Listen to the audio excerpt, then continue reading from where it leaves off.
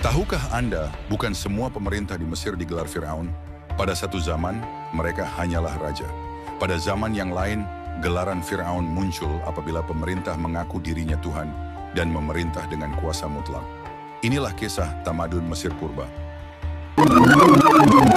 Tamadun Mesir Purba berkembang di lembah Sungai Nil, di tengah-tengah padang pasir Afrika Utara. Sungai Nil mengalir dari selatan ke utara, membekalkan air, tanah subur, dan laluan perhubungan. Setiap tahun, limpahan sungai ini meninggalkan lumpur hitam yang menyuburkan pertanian. Inilah sebab Mesir dikenali sebagai The Gift of the Nile. Petempatan awal Mesir bermula sekitar tahun 5000 sebelum Masihi.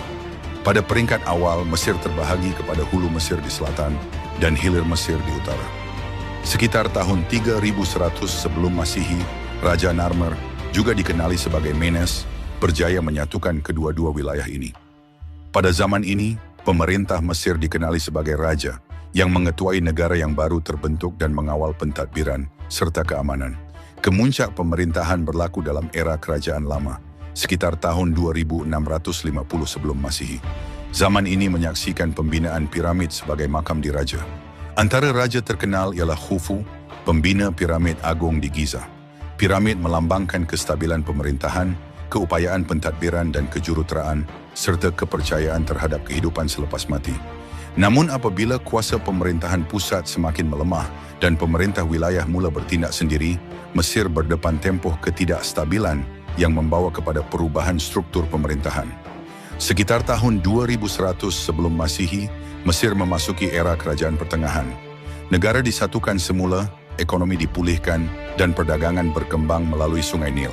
Perubahan paling ketara berlaku dalam era Kerajaan Baru, yang bermula sekitar tahun 1550 sebelum Masihi.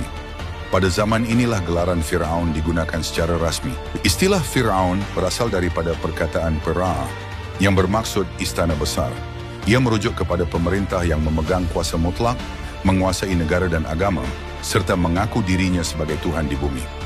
Antara Firaun terkenal ialah Ramses II yang membina banyak kuil dan monumen besar sebagai lambang kekuasaan pemerintahannya. Dapatkan video sejarah tingkatan 1 ini yang baru ditambah di dalam koleksi. Belum subscribe? Jom subscribe di cikgushare.my. Mesir Purba tidak runtuh secara tiba-tiba. Ia merosot secara berperingkat apabila kuasa Firaun semakin melemah dan Mesir ditakluk oleh kuasa luar. Walaupun kedaulatan politiknya hilang, budaya dan warisan Mesir Purba terus bertahan. Inilah tamadun Mesir Purba. Sebuah tamadun awal manusia yang dibina di tebing Sungai Nil dan meninggalkan kesan penting dalam sejarah peradaban manusia.